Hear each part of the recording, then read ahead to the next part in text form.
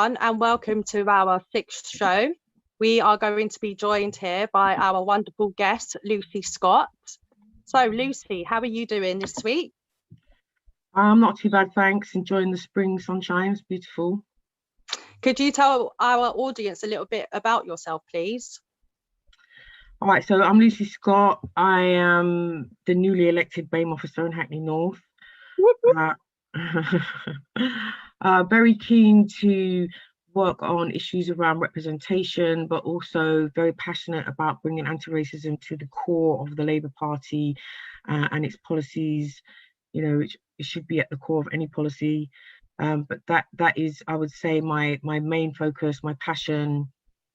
And also, I'm a citizenship teacher, so I actually teach 11, 12 and 13-year-olds about political participation. So I've been finding it very interesting putting theory into practice. And yeah, I'm very much about trying to encourage young people to engage in the political process.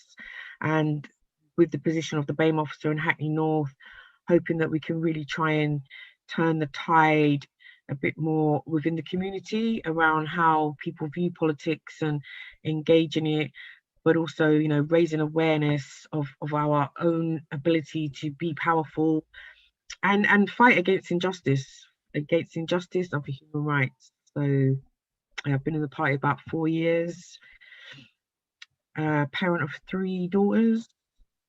Yeah.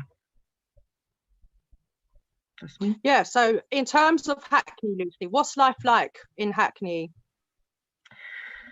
What's life like in Hackney? Like, I love Hackney, and a lot of people love Hackney. It's like a safe place, and there actually is a tradition of communities coming to Hackney to be part of a community where they do feel safe. But what has been happening in Hackney over quite a long period of time now, maybe about, I don't know, at least 10 years, and it kind of creeps up on you, is that there's been a real demographic change in Hackney. There's been a lot of social housing complexes demolished, people moved out, and what they've been replaced with is only, a much smaller percentage of the original tenants that are there. So, like areas in Hackney where, for example, we've got Murder Mile in Clacton. Obviously, there's something to be proud of, but if you see the people that hang out on that street now and the kind of shops that are there and the things that they're selling, it's just really weird. So sometimes I have felt walking around in Hackney that there's kind of like a social apartheid, whereas one set of people, have the time, inclination, and disposable income to be able to make use of the services and the entertainment that is available, whereas the other side of the community is very much kind of walking past, not included. And it just, whether that's deliberate or not, it really does feel like there's a two-tier system, and there's a lot of, I would say there's a lot of anger. People feel powerless. Like there's been so many changes, and it's usually too late when you see those buildings being erected before you can actually do something about it. But saying that as well, there's still a real vibe and sense of community and culture in Hackney. Ridley Road, for example, has been a real fight trying to keep that. And although the council does talk about maintaining that cultural link, what is said and what happens very much is not the same thing. So yeah, I think in Hackney at the moment we need opportunities to be able to come together as a community, and that there should be priorities for all sections of community, not just kind of catering for one particular demographic that maybe has money to spend.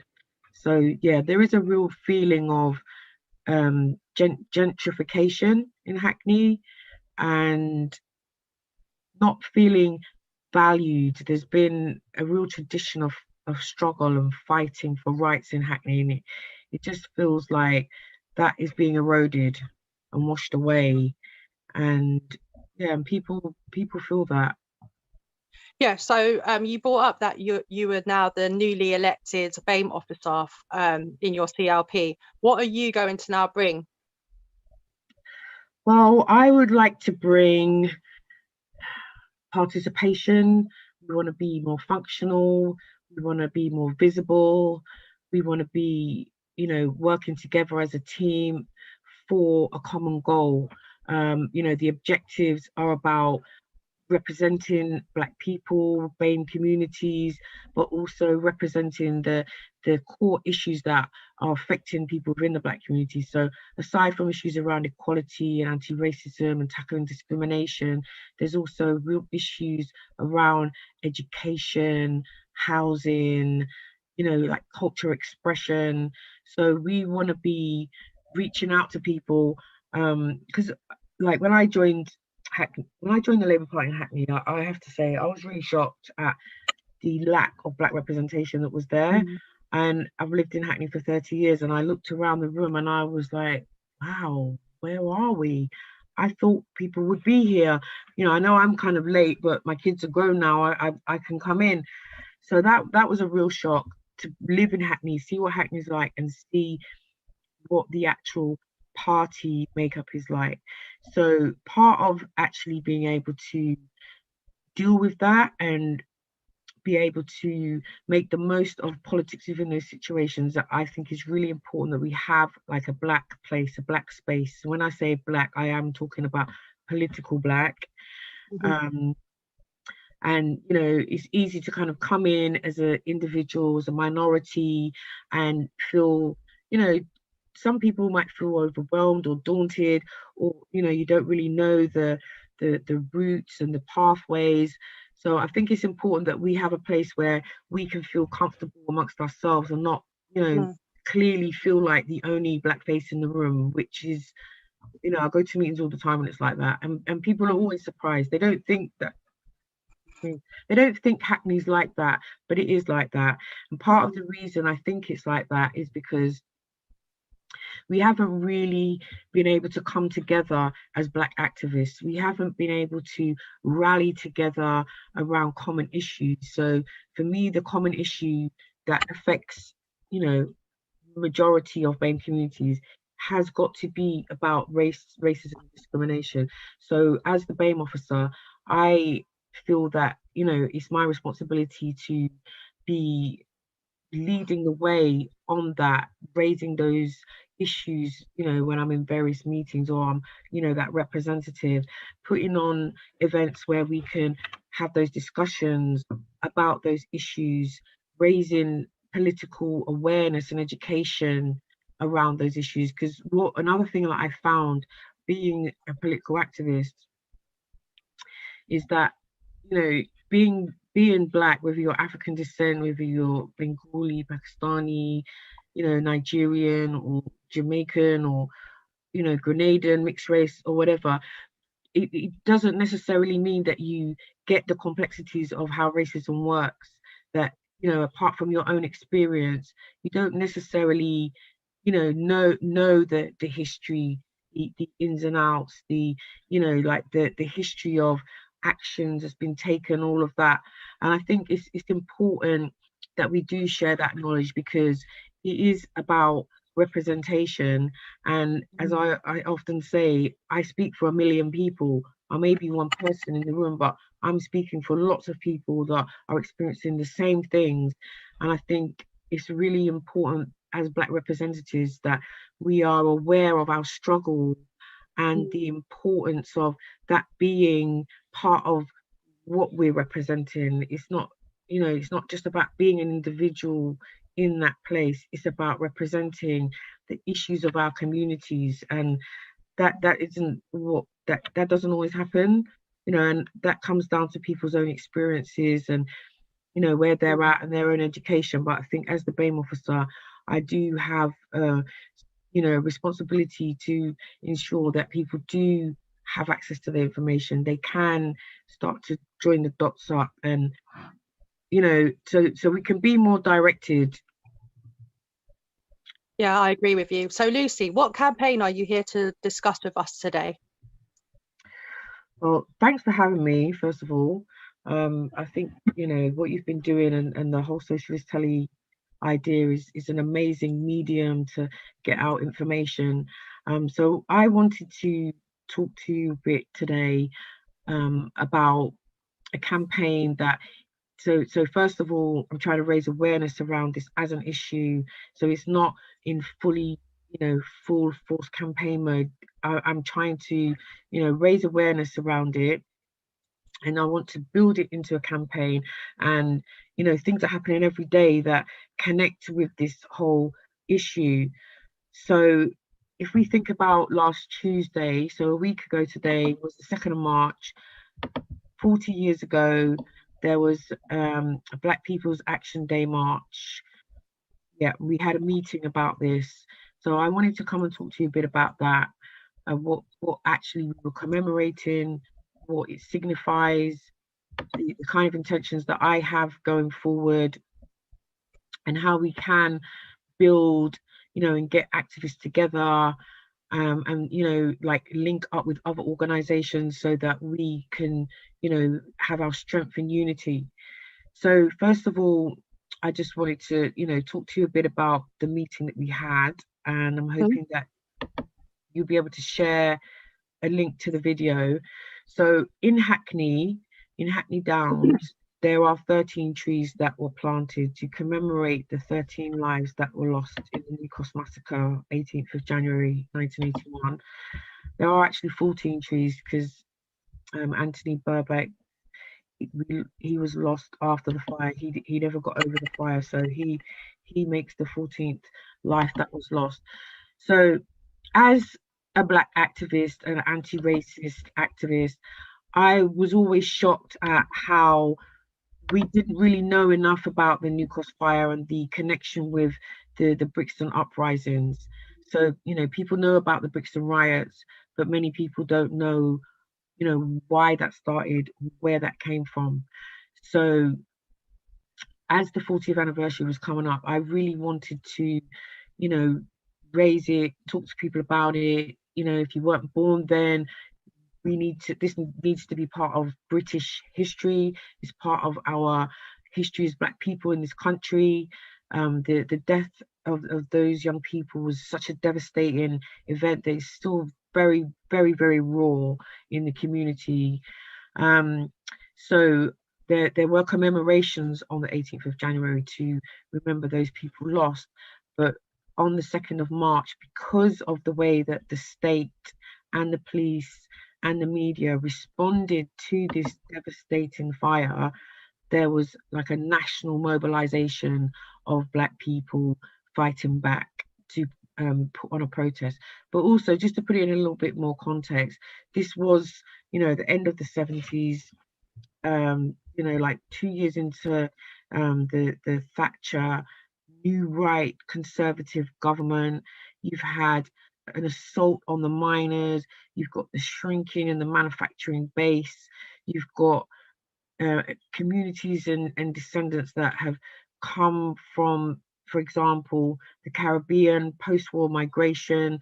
You know, the roads have been built, the buildings have been repaired, the buses and the transport and all those other areas and services where they needed that labor, those places are full and now are retracting. So you've got the Black community that is under assault, that is being scapegoated and blamed, you know, for the woes of working class people, as the state is, you know, restricting the ability for people to, you know, earn their money and have jobs and live their lives. But we have to remember these are state actions that have had an impact on communities. Some communities still haven't recovered from that. So there was already an assault on the Black communities. There was already a rise in racial tension. And particularly in Lewisham, there was form for racist attacks, trying to march through the community, firebombing establishments where they knew Black people, particularly young Black people, were congregating or being creative. So you had the Moonshot Youth Club that was burnt to the ground. You had another studio. So, you know, there, like people talk about Lewisham, there was very much a legacy of of racial conflicts and battles, and the Black community defending themselves in the community. So this is kind of like the backdrop to just before the fire. So then when the fire happened, the state's response was not compassion or sympathy, it was to ignore it. And I mean, my opinion is that part part of the reason why the state did that is because they didn't want to acknowledge, or were afraid of what the response would be to these 13 young people's deaths being directly related to a racist throwing a firebomb in the party. So instead of taking it on and investigating it, you know, the testimonies that you hear, you know, the police very much bullied the community, forced people to sign statements. There was already a culture of harassment and brutalization within the community. There were no condolences said. There was no sympathy expressed within, you know, the media. So that outrage, and, you know, like um together with what was happening socially and economically, just mobilized people to say we have to rise up and we have to protest about this. So that is the main thing, that last week was about remembering this march of, you know, this is like the biggest movement of Black people in Britain, marching from Lewisham to Westminster. Then it's about the way that the state responded to that march, the way the police responded to that march, the way the media responded to that march. So the reason why I want to bring this to the fore, and we need to look at it, and the campaign that I'm trying to build is to revisit and examine these institutionalized racist responses from the state, police, and media, is because this has never stopped. If we think about the Windrush scandal, that was very much part of that same legacy, that same nonchalant racist response, that dehumanizing element. You know, when, if you actually look at what happened, people were invited from the colonies to come to help build up the country, came into this country, have been subjected to, you know, inhumane racist behavior for decades, to the point where, you know, when you talk about exclusions being the schools to prison pipeline, there's a whole legacy and a whole generation of young men and women that have gone through that pipeline, who now maybe are, you know, grandparents. And so it's the fact that that happened 40 years ago, and we're still fighting the same fight. So the main issues that I wanted to have looked into, as far as, you know, I know people don't, you know, we've had inquiries, we've had reports, we've had enough. But when you say that, we had the Macpherson, where they finally acknowledged institutional racism, which was just so blatant, it was outrageous. But if we'd have had justice since New Cross, I don't believe that Doreen would have been treated the way she was treated. Is because that was the way we were treated, that it was just standard for a Black person not to get the right level, you know, the standard quality of treatment that you should get. So Macpherson finally admitted it. But we know that since the 2000 Race Relations Amendment Act, that did make an effort to implement that into law, we've had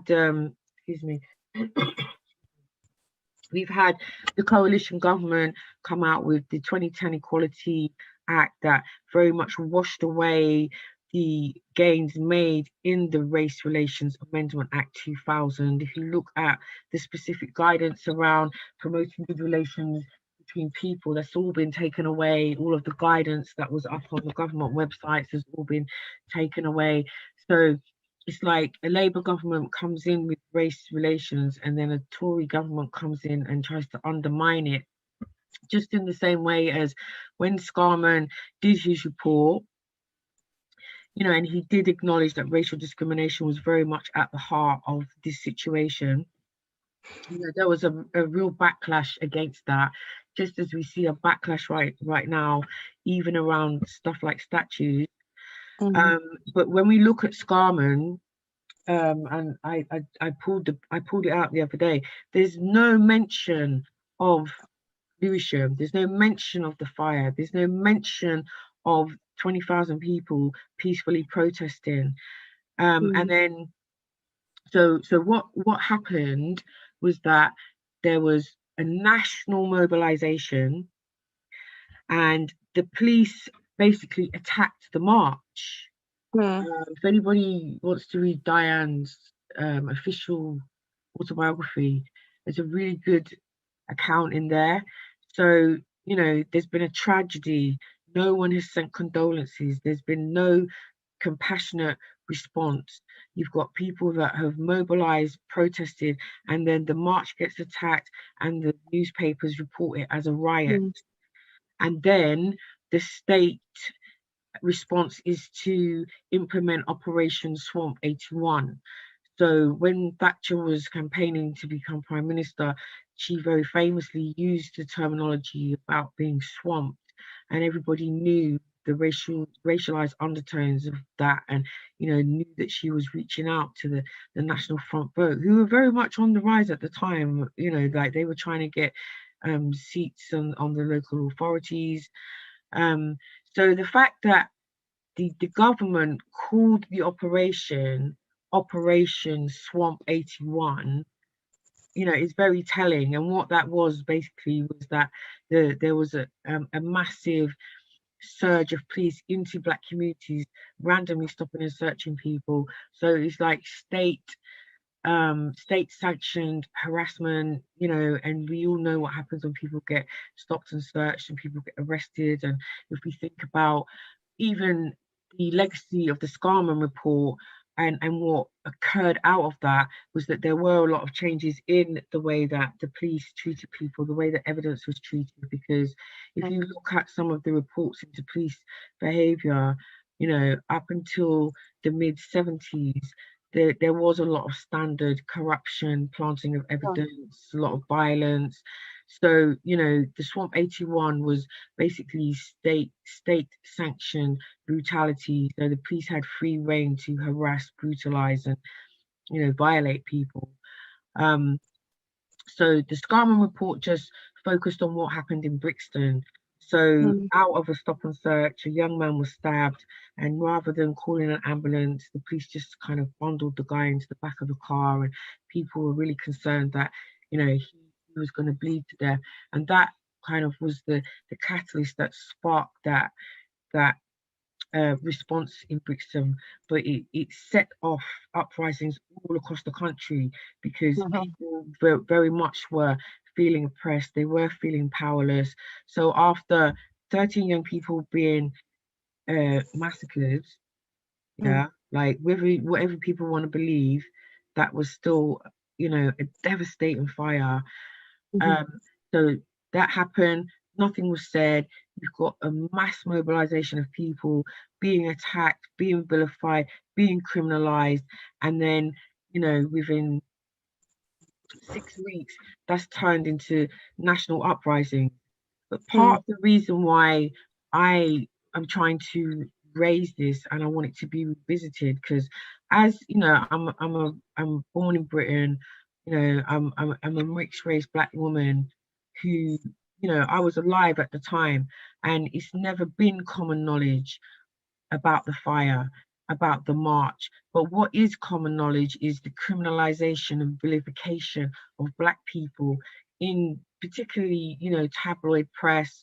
So the images from, the riots and the muggings, like that to me has been like a 40-year or more legacy of the newspapers using what they have to, criminalize us, to feed into that subconscious mind, to, like feed on that fear that, maybe is generational. When you think about things like nigger in the woodpile, that is, a troublemaker. someone who's going to set fires, but that comes from, you know, uprisings and slavery, where we're fighting for our humanity. And, you know, a way of protesting is to destroy the crops. You know, so when I was talking about that generational fear, someone like David Cameron, you know, his great whoever was part of that plantocratic class that got compensated, that did see Black people as, you know, to be controlled, to be fearful of. You know, if you're enslaving people, of course you're going to be scared of what they might do if, you know, if we fight for our freedom. So it's about acknowledging that aspect, but then realizing that from this incident where the state definitely responded in an institutionally racist way, that has just been built and built and built upon. And if we want to bring it back right back to today, you know, like the kind of polarized argument with, you know, are you Team Kate or Team Megan or whatever, it is very much symbolic of that deeply seated semantical, historical, you know, kind of white supremacist element that has been allowed to reign free. And when we look at our experiences as Black people and the way we've been affected by COVID, the way that every institution of the state, every aspect of our civil lives is affected by structural inequality, racial discrimination. When you look at the relationship between particularly people of African descent, and the police, you know, and we look at stop and search today, and, you know, you've got Olympic athletes being handcuffed while their 3-month-old babies sitting in the car. Like, why would you do that? You know, but it's about understanding the historical relationship and the way that the state has sanctioned racist behavior, and the media has consistently, you know, built a narrative that creates that reality. And 40 years after this fire and this march, for there still to be no truth, no compassion, no apology, you know, at the very least, we need to be demanding that it's looked into. And one of the reasons why I think it's so crucially important as well, and we will be able to post the link to the conversation that we had, and I will share my details with Andrea, is the fact that, you know, Keir Starmer, current leader of the Labour Party, he's been quite clear that, you know, he wants to bring in a Race Equality Act.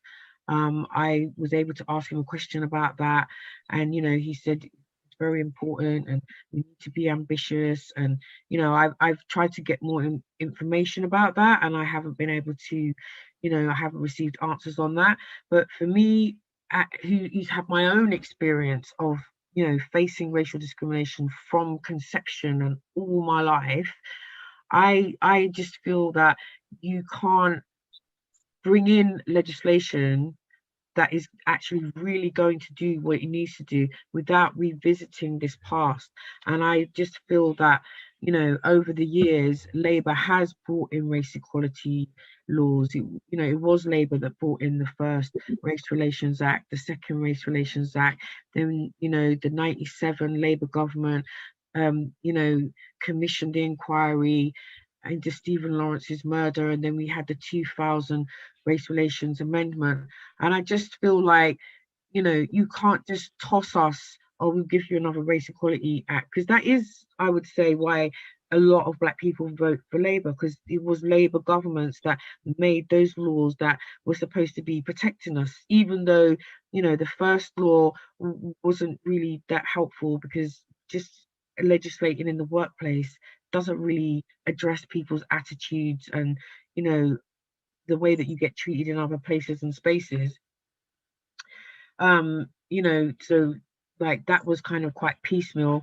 Then you had the other two that came after that, and I just feel that the way that, you know, things are for Black members, then the legacy of how we have been treated, if we look at Black sections, if we look at, you know, prominent Black activists, how they've been treated, if we look at the way that, you know, the mechanisms and the bureaucracy of the party are very often employed against Black people.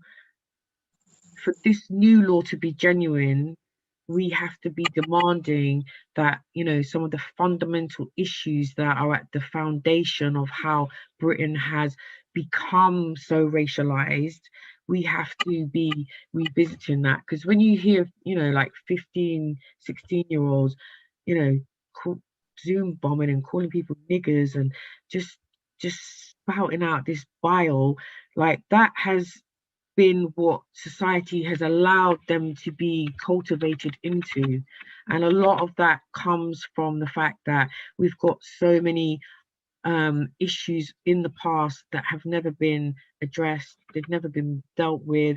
You know, it can easily be dismissed, you know, so you know, for certain, you know, I don't know, I don't even know what his name is. The guy, one of the ministers that was insisting that the Hackney Jeffrey Museum should not take down the statue.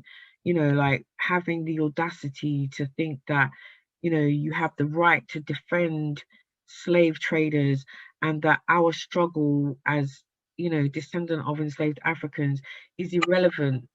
You know, it is part of British history, it is part of Britain's legacy. Like, it shouldn't be something that you deny and hide. And this is how it feels with, you know, the fire, the Black People's Action Day, you know. And like I said, when we think about the Windrush situation, this is like the same pathway, it's the same nonchalant, institutionally racist response. So for I can stop if you want, but just to say, if you're working in the civil service and you don't even know why people from the Caribbean are here, that shows you a real failing in people having just standard knowledge. But if you think about, you know, people from the Caribbean community, particular generation that were invited here, came as British citizens, worked, grafted, and suffered all kind of discrimination and, you know, bad housing and the schooling and, you know, all of that, you know, which is not as bad as it was then, but it's still very relevant. If you've asked these people to come here and they've been through all of that, and now they get to retirement age and they might have health care needs, it just felt like that group of people were just seen in financial terms and were seen as a financial burden that the state didn't want to have to address. So they worked out a way to chuck the people out of the country. You know, if you've gone back to the Caribbean as a retired person, you don't even get the normal rate of inflation for your pension. It's like you're not, they don't, it's like you're not allowed to go home and live out the rest of your days after you have given all of your blood, sweat, and tears to Britain. And the only explanation for that, to me, is racist. You know, that kind of relationship between Britain and enslaving people and the colonies. You know, when we had the 75th anniversary of the victory in Europe, I was utterly shocked that, you know, the majority of mainstream media had no clue of the impact of all of the Commonwealth countries on the war effort and how much people sacrificed, how many soldiers were sent, how many women were part of those forces. You know, like people went hungry so that they could send their, you know, goods and products and raw materials for the war. So when the war was won, we all won the war, but that was nowhere near expressed or, you know, part of that British sentiment. And the way that British sentiment is going is quite sinister. It's very scary, and it's very polarized and ignorant, because, you know, when you really get down to it, you know, when you look at diverse communities, people do benefit from having diversity. You know, how many times have you met a racist person and said, "Oh, I never really spent time with a Black person before. Yeah, all right." Like, do you know what I mean? Like, we've got to have that knowledge of our commonality, rather than, you know, the media being allowed to polarize. Because, you know, anyone who's looked at capitalism will know that anytime there's a crisis in capitalism, it is the minorities and Black people and people from, you know, BAME communities that get blamed, get scapegoated, you know. Yeah, thanks, So, Lucy. So, in terms of how you want to develop the campaign, what are your plans moving forward? What are you planning on in terms of actions? okay, so we had a really good meeting last week, and that should be able to be shared. I'm hoping that you'll be able to share that.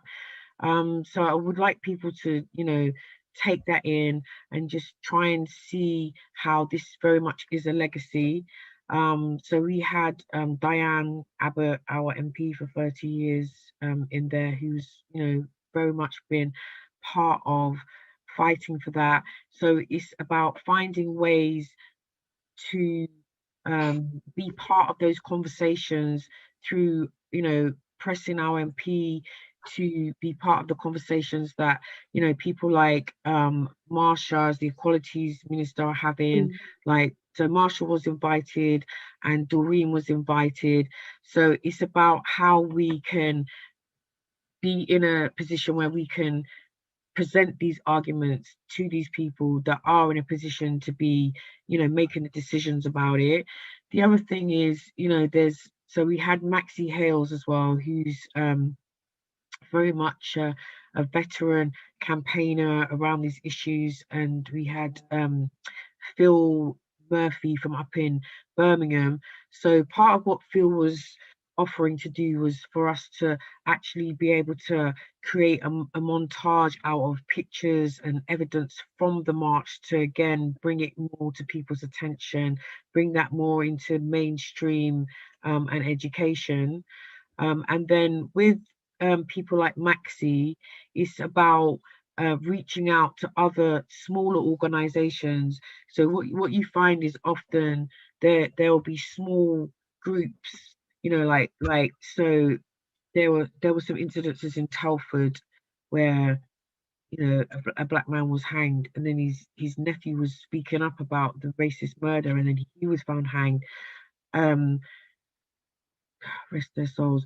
You've got like, so like someone like Christopher Older, who, you know, people know was suffocated, but you know the way that the body was, you know, they gave the body they gave the family the wrong body. So you've got like annual events of different families that have had you know, their loved ones brutalized and murdered by the state. You've also, you know, got organizations that are dealing with stuff around immigration. So when it comes to looking at institutional racism, because it kind of flows into so many different things, it's more about trying to, you know, get people from different areas to come together. So I will leave my details with you, and I'm hoping that if people are, you know, working on these kind of campaigns in their local vicinity or in relation to, you know, specific individual or, you know, are like small organizations, we want to try and get as many people together so that we can build, you know, a more unified networked voice so that we can push on this at a policy level. So initially I'm looking to try and use that to influence Labour Party policy, but I would hope, you know, going forward, if this really is gonna, you know, build momentum, that we should be, you know, it should be more of a, you know, a national demand. It shouldn't be just within, you know, trying to get the Labour Party to come up with legislation that is informed from, you know, real history and from different groups that are, you know, working around tackling those issues, because it is, you know, we can't be waiting for it to be a Labour government that gets in power, although we do want to be, you know, having that influence to be able to have that input into policy. So as far as being on here today, I really appreciate having that opportunity to just talk a bit more about, what this is about, and why 40 years has kind of, it's a real turning point, as in we can't let 50 years pass and we still no further down the line. So first and foremost, if you are an organization that is fighting for, against racism, for justice, for individuals, for families, please reach out. I'm going to let Andrea share my details with you, so we can try and come together and build a stronger base. And also, as well, as a Labour Party member, as a BAME officer, it's also about trying to connect with other Black activists that are working on these kind of areas within the party, and also as well, having that communication and linkage with people from Lewisham and in the community. And I have to say that, last week was, January coming up to last week. I'm not from Lewisham. I wasn't in the community. I don't personally know people, but I really feel that the rawness of that pain, and it's about kind of giving people space and time to come together on it. And in the meantime, I've just been trying to raise awareness of, what it was, what happened, and just like supporting our people down in Lewisham to just bring this to light. I think maybe this year a lot more people that never knew about it are starting to find out about it. The average person doesn't realize that the Brixton riots was not a riot. It was an uprising to defend ourselves against the racist brutality of the state on Black people and working class people. And if you think about, what happened with the miners, what happened in Orgreave, if you think about the fight around Hillsborough, this is very much our legacy of, no justice, fighting for that justice. And in, again, like I was saying, in light of this kind of massive conflict that's going on in the country between this side and that side, we have to be really adamant about facing up to Britain's racism.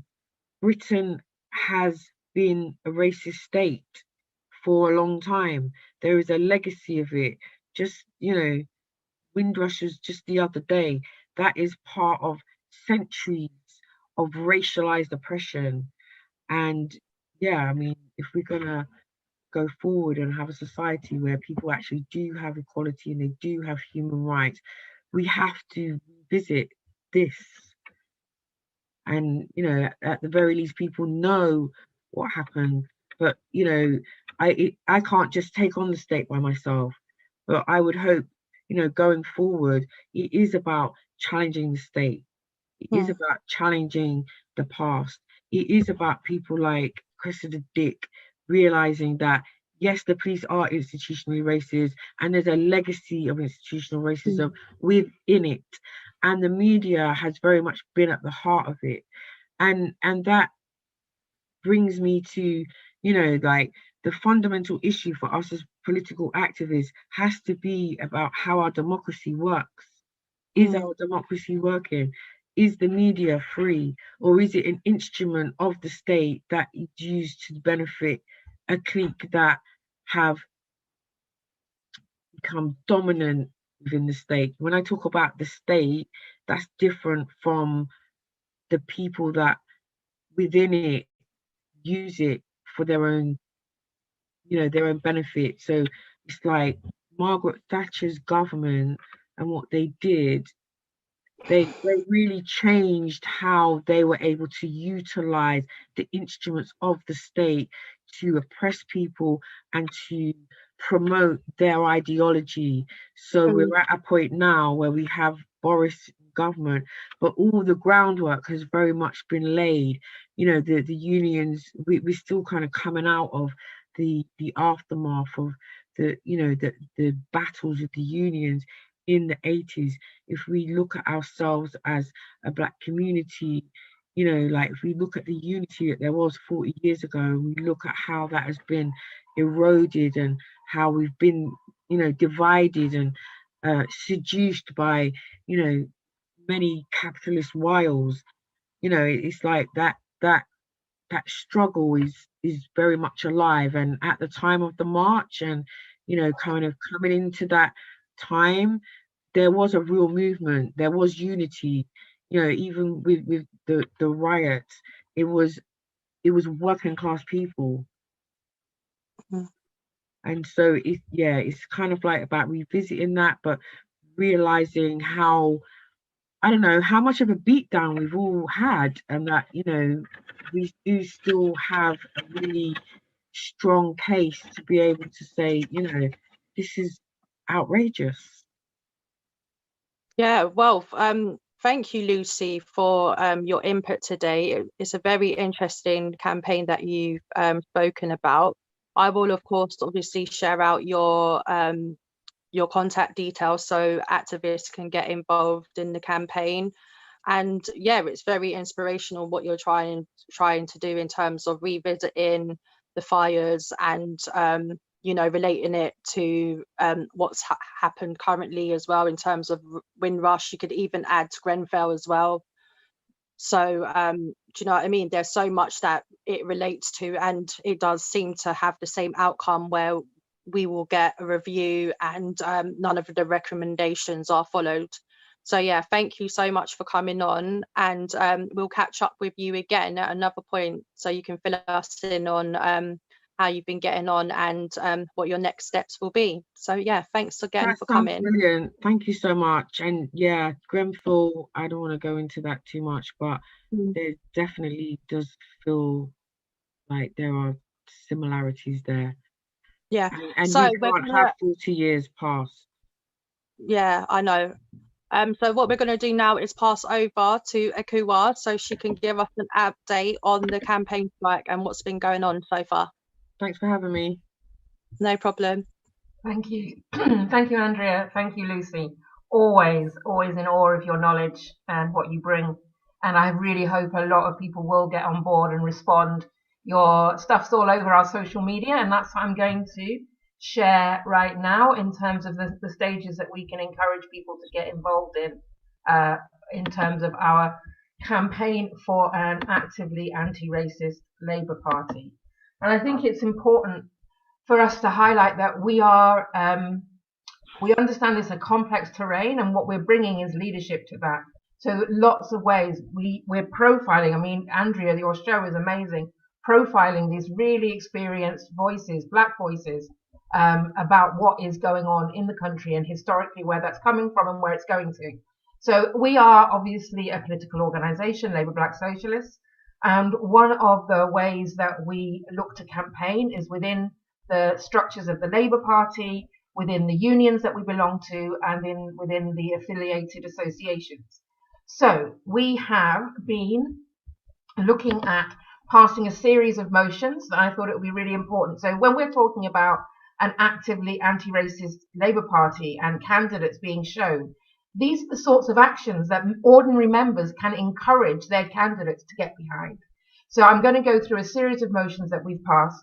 This one is really important because one of the reasons we're here, and we can be here, we can be bringing this expertise and bringing these people together, is because we are Labour Black Socialists. We're a Black-led political organisation within the Labour Party. And what we've found is the voice of what's put down here is Black and Brown, but African heritage, South Asian, there's a wider scope of peoples who have been impacted, as Lucy was referring to, by colonialism, by the enslavement of African peoples and other peoples actually within that whole white imperialist history, has been minimized. And we are here to actually ask people to put motions through, to actually look at the structures and also to consult with us around those structures. So there's been talk about them. They were passed in 2019. We've been waiting for the guidance from NEC. But actually, we're now finding out that this is all being done behind closed doors. And it's really important that it isn't, that it's done transparently. The expertise exists with us. So this is one motion, but the reason the expertise exists with us and isn't present in the NEC where it should be is to do with another motion that we put through. Hang on, I won't, not that one, I will come back to that, which was on how, how our BAME officer who advised was actually nominated. So we currently have a BAME officer who hasn't got access to the expertise because they haven't come through a vote from ordinary BAME members of the Labour Party. It was actually a union vote, and that was not a union vote that was actually done through a consultation with their members. So we asked for a series of actions for the unions and the Labour Party and other organisations to look at, which is to allow black members themselves to elect and nominate their representative to the Labour Party NEC. So that was one. There's also within that, so that all unions in the Labour Party to have a zero tolerance policy for anti-black racism towards members. Oh, I just skipped there. Look at that. It's number 3. To provide training on identifying and reporting discrimination. These are really clear guidelines. And I think what we wanted to say is come to our social media, come to us. We've got a whole series of motions that people can get behind.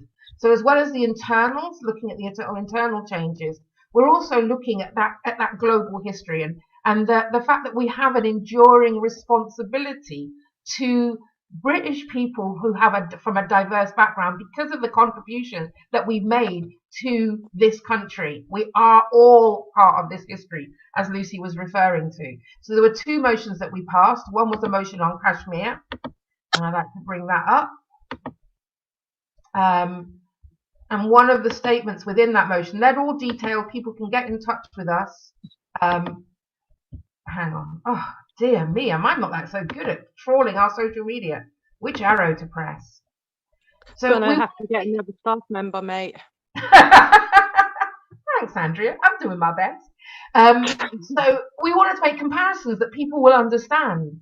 The Labour Party did not say that the violation of fundamental human rights in apartheid South Africa was an internal matter that the South African government had to resolve. So why are we saying that in terms of India and Kashmir? This motion is to persuade the Labour Party to return to its principles of solidarity with people who live underwhere in the world. This should be uncontroversial in the biggest Labour Party of the left in Europe. These are the motions that we would really like people to find. We can send them out. They can find links to them on our Facebook. This is Instagram. It's much harder to do that. They can find links to this. This information is there. We're doing a lot of hard work for members to be able to get on board and also encourage their candidates to get on board. It's the same for the motion to support the Indian farmers. Sounds absolutely brilliant. Yeah. So I just wanted to say that this is what's backing up the campaign. Obviously, we're really aware. I'll just come out of there for a second, Andrea, because we were talking about this. Obviously, we're really aware that we're going into a period. We need to focus on the local elections, which actually gives people time to get these motions and make them more relevant to their members in their local area, because they won't be heard, most of these, until after the local elections in May. So the resources are there. We're not just pushing out this campaign, the one motion, we're resourcing it with motion after motion that people can get on board with. And I think that's really important. So follow us on our social media, find those resources. You heard what she said, and we will be back with you next week. And yeah, I'm really looking forward to who's coming on. So join us then. Take care, folks. Bye. Bye.